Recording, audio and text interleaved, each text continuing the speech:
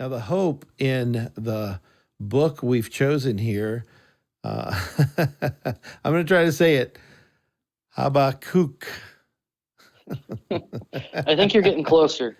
Do you know, I've got some funny stories about pronouncing words. I won't go into any of them here, but I do struggle with that. And it's funny, as a kid, when I would read the Bible, thankfully, my parents had me reading the Bible, and I would read the Bible when I was a kid. And I would just, like I told the Vision of Hope girls, just make it up, But I found that, man, my grammar, my pronunciation skills is they're not great. And here I'm doing a podcast, but that's okay. You know, it's Yeah. not me I'm promoting here. The hope in our book is in chapter 3, and you mentioned that 17 through 19. Would you want to read it, or you want me to read Sure. it? No, I can read it. I got it right here. This All is right. from the NASB.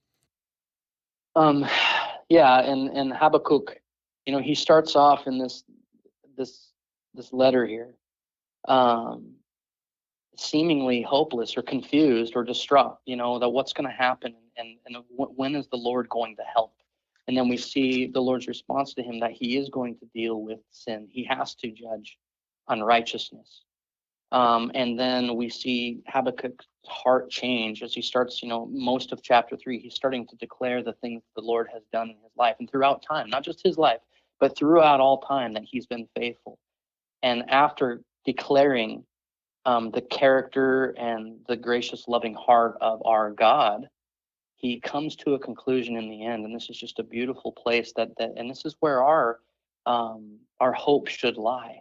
And he says this in verse 17 of chapter 3. He says, though the fig tree should not blossom, and there be no fruit on the vines, though the yield of the olive should fail, and fields produce no food, and though the flock should be cut off from the fold, and there be no cattle in the stalls. I mean, if we stopped right there, there's no way Mm, to be positive.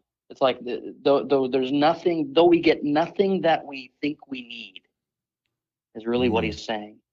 hmm. Even if we don't get what we were hoping for or what we want, he says, yet, regardless, I will exult in the Lord, and I will rejoice in the God of my salvation, because the Lord, and I added because in there, this says, the Lord is my strength, and he has made my feet like a hind's feet, and he makes me walk on high places. And I love that picture. I don't know if you've ever seen mountain sheep. I'm from Eastern Washington, northeastern Washington, and we have mountain goats and things there. And man, they're bright white, and you can see them up in the rocks, and they scale things that are literally straight up and down, and you don't even know how they can walk up that stuff. And here we have a picture of that in something that just seems completely impossible, that the Lord is going to bring you through it because he has a plan.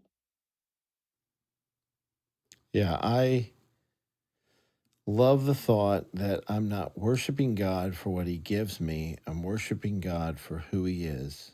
And he is our strength.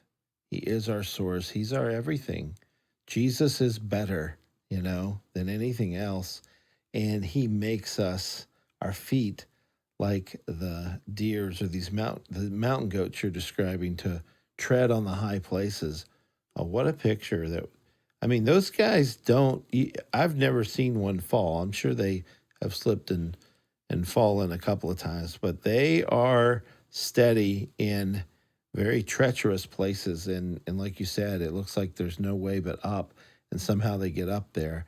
And so that's the picture. We're going to stand firm on who God is and rejoice in him, find joy in him, Mm-hmm. even though it looks around us, there's no figs on the tree, nothing on the vines, no olives, no herd in the stall. I mean, on and on and on.